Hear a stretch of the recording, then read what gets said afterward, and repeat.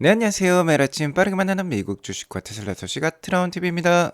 테슬라 1분기 인도량 발표가 정말 코앞으로 다가왔습니다. 한국 시간으로 오늘 저녁 9시 반에서 10시 반 정도가 될 것 같은데요. 인도량 발표와 관련된 최종 정리사항 알려드리도록 하겠습니다. 인도량 발표에 따라서 어떻게 대응해야 할지 이 점 같이 알아보도록 하겠고요. 테슬라 찐바닥을 다졌다라는 얘기가 나오고 있어요. 이 점도 알려드리도록 하겠습니다. 자, 그리고 어제는 만우절이었는데요. 로드스터가 드디어 출시를 했을까요? 어떠한 테슬라 관련 만우절 거짓말들이 있었는지 이 점도 알려드리도록 하겠습니다. 오늘도 재밌고 인사이트 가득한 소식들이 많으니까 시청하시기 앞서 구독과 좋아요 알람 설정 꼭 눌러주세요. 자, 미국장 현황부터 간략히 살펴보고 가도록 하겠습니다. 오늘 보시면 10년물 국채금리가 꽤 많이 떨어졌어요. 최근에 4.35%를 넘었었는데 4.1%까지도 내려왔습니다. 어쨌든 국채금리가 떨어지면 주가에는 좋은 분위기를 만들어낼 수 있는데요. 오늘 나스닥이 0.87%나 반등하는 모습을 보여주었습니다. 일단 우리 시간 오늘 저녁이 되면 4월 2일 상호 관세 부과가 될 것 같은데요. 이 관세의 불확실성에 따라서 최근 미국장이 많이 빠지긴 했습니다. 모쪼록 이 상호 관세가 깔끔하고 명확하게 나와서 시장의 불확실성을 제거를 시켜주면 좋겠는데요. 자, 아직까지 최종은 아닙니다만 유력안은 거의 미국으로 수입되는 모든 상품에 20% 정도의 관세를 부과하겠다라는 게 현재 미디어상 나오고 있는 유력안이라고 볼 수 있겠습니다. 어쨌든 20%면은 꽤 높은 상황이죠. 이렇게 아직까지는 불확실한 상황이 지속되고 있으니까 투자자들은 안전자산을 선호하는 현상을 보이기 마련입니다. 대표적인 안전자산이 미 국채라고 볼 수 있겠는데 그러면서 10년물 국채금리가 많이 떨어지는 모습이 나왔어요. 미 국채의 매수세가 강화되었다라는 점은 국채 가격이 올라간다라는 거고 국채 가격 상승은 금리 하락을 뜻한다라고 보시면 되겠습니다. 국채 가격과 금리는 반대로 가죠. 자, 그리고 대표적인 경기 동행 지수가 ISM PMI 지수입니다. 3월달 제조업 구매 관리자 지수 이 PMI 지수가 나왔는데 49가 나왔어요. 50보다 낮다라는 건 아직까지 위축세에 있다라는 거고 예상치와 전월치보다도 낮은 수치가 나왔습니다. 어쨌든 이런 PMI 지수도 트럼프 임기 초반에 관세 정책에 따라서 영향을 받고 있는 것으로 판단이 됩니다. 자, 아무튼 오늘은 그다지 좋은 소식들은 없었어요. 다만 그럼에도 불구하고 저가 매수세가 유입되면서 시장은 반등세를 보여주었는데 자, M7 주식들 모두 상승을 보여주었습니다. 최근에 M7 주식들이 많이 하락을 했는데 이렇게 반등을 하는 모습을 보니까 그래도 뭔가 희망이 느껴지는 오늘 증시였다라고 볼 수 있겠어요.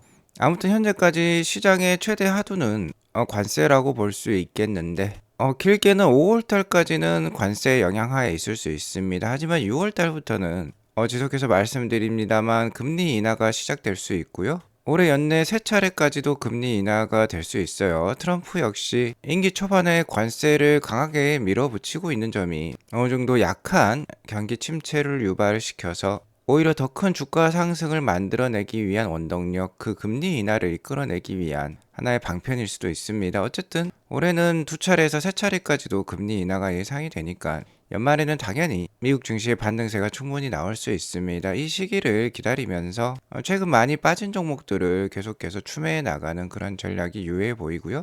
나스닥이 연 이틀 반등하는 동안 가장 많이 오른 주식은 테슬라였어요. 테슬라는 금일 3.59% 상승한 268.46불로 마감을 했습니다. 장중에 277불까지도 오르는 모습을 보여주었어요.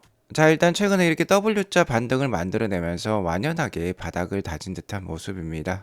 자, 그리고 오늘의 상승에는 다양한 원인이 있을 건데 4월 1일장은 만우절이죠. 테슬라 관련된 온갖 농담들이 많이 오고 갑니다. 거짓말들이 많이 오고 가는데 테슬라 커뮤니티를 보니까 가장 강력한 만우절 농담은 이거였어요. 바로 옵티머스인데 여기 보시면 오더 나우라는 배너가 있습니다. 이것을 클릭하면 옵티머스를 살 수 있다라는 건데 29,990불로 책정이 되어 있어요. 벌써 옵티머스 오더를 받는다라고 충격적인 이미지가 공개가 되었는데 정말 테슬라 공식 사이트에서 오더를 할 수 있는 듯한 모습입니다. 하지만 당연히 이는 거짓말이겠죠. 일론 머스크가 올해 5,000대까지 생산을 한다라고 했습니다만 연말에는 약 2,000대 정도 일단은 테슬라 공장에 배치를 한다라고 했지 이렇게 컨슈머 제품으로 벌써 공개할 수는 없어요. 자, 그리고 또 다른 만우절 농담으로 FSD 버전 14.1이 나왔다라는 것도 있었는데 이 역시 거짓입니다. 그리고 FSD가 유럽에 이미 출시했다라는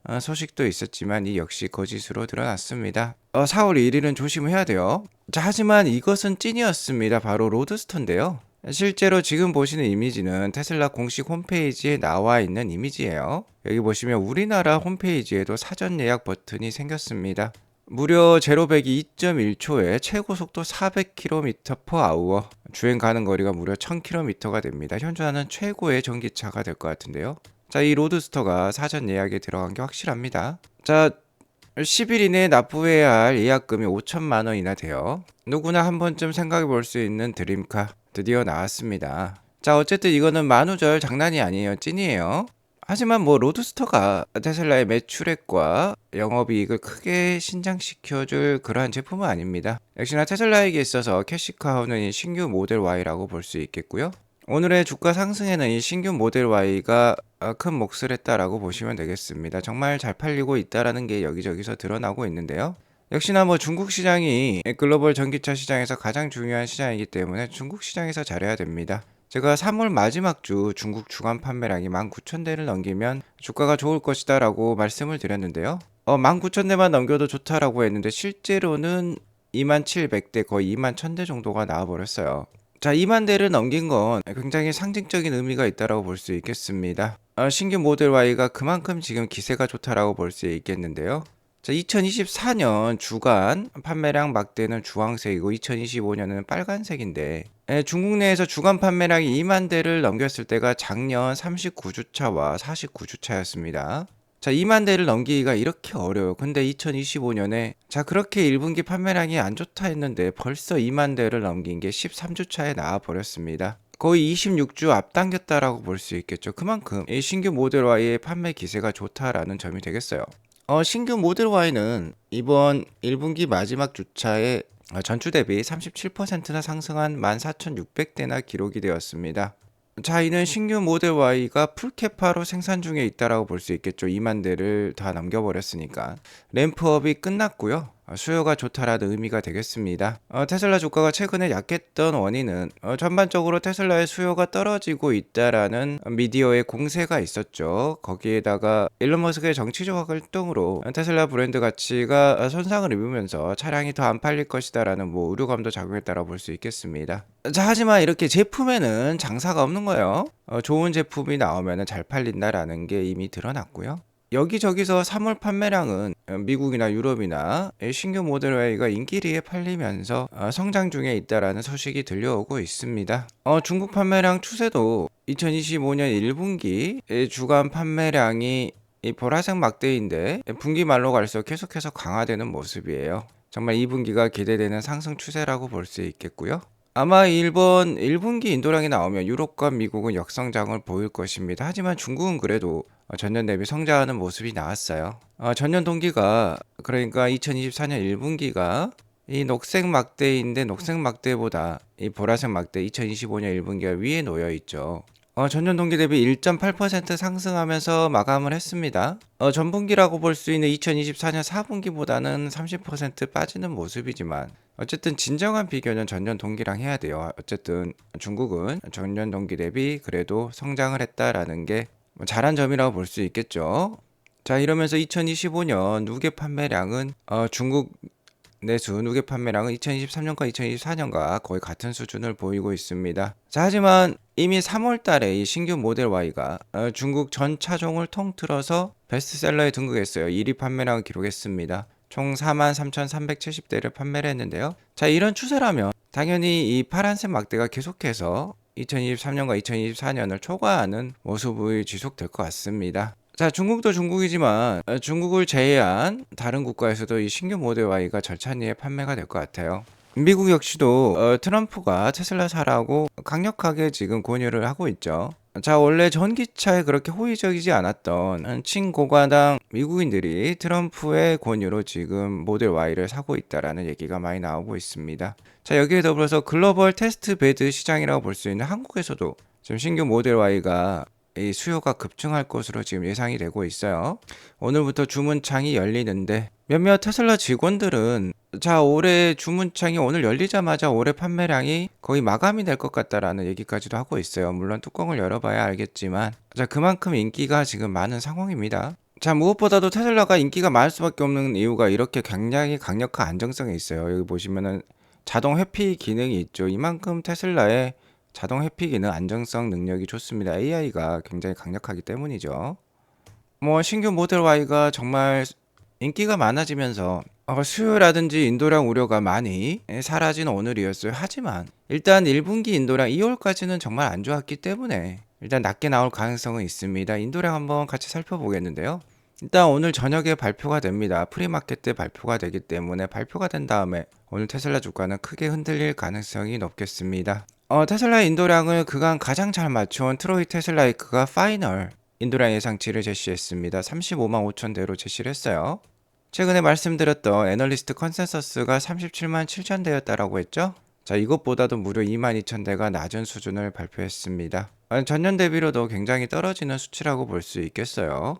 트로이 테슬라이크의 그간 평균 오차율은 2.6%였습니다. 자, 그리고 최대는 5.7%의 오차율을 보여주었어요. 인도량에 있어서. 자, 그러면 트로이 테슬라이크 예상치 35만 5천 대의 이 오차율을 자 플러스로 한번 적용을 해보겠습니다. 이 오차율을 이 숫자에다 적용을 하는데 양의 오차율로 적용을 한 거예요. 그러면 35만 5천 대에다 2.6%를 더해주면 36만 4천 대, 최대 오차율이 5.7%를 적용하면 37만 5천 대까지도 나오는데요.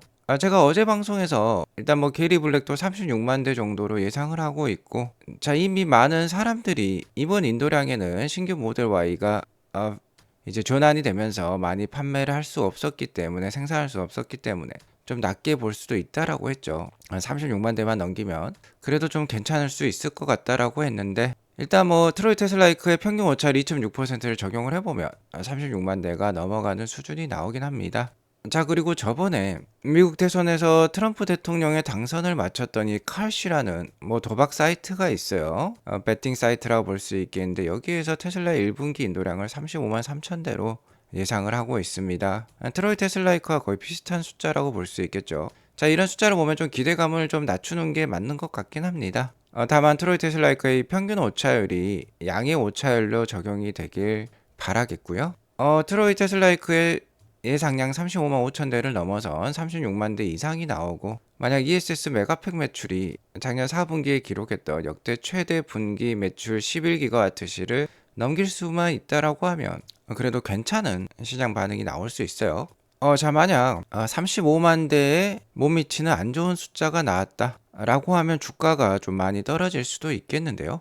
자, 그렇다고 하면 이를 정말 기회로 삼으실 필요가 있겠습니다. 일단 앞으로 호재가 정말 많이 있어요. 특히 AI 관련된 호재가 6월달부터 본격화될 예정에 있는데, 테슬라의 주가 차트는 최근 완연하게 바닥을 다진 모습이 나오고 있고요. 자, 여기에 더불어서 올해 테슬라에게 있어서 가장 강력한 우려라고 볼 수 있는 이 수요 이슈, 신규 모델 Y가 나오면서 많이 지워버렸습니다. 만약 2분기 인도량이 이 신규 모델 Y 판매가 급증하면서 잘 나올 것으로 예상이 된다라고 하면은 정말 올해 하나 남은 우려가 없어진다라고 볼 수 있겠죠. 자, 이미 테슬라는 중국에서 이렇게 AI가 발전하고 있습니다. 여기 사람이 있는데요. 테슬라가 자율주행하고 있어요. 이제 손짓해서 가라고 하니까 차량이 인식하고 지나가는 모습 확인해 볼 수 있죠. 이만큼 테슬라의 AI 기술은 발전해 있습니다. 자, 이번 인도량 발표와 1분기 실적 발표가 끝나면 테슬라의 내러티브, 테슬라의 스토리는 완전히 바뀔 거예요. 만약 1분기 인도량과 실적 때문에 잔인한 4월달이 진행이 된다라고 하면은 너무 어려워하지 마시고요.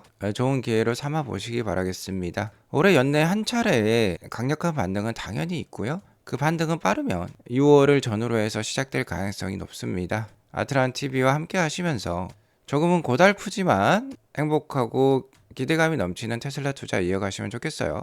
오늘 이것으로 방송을 마치겠고요. 오늘 방송이 도움이 되었으면 구독과 좋아요 알람 설정 꼭 눌러주시기 바라겠습니다.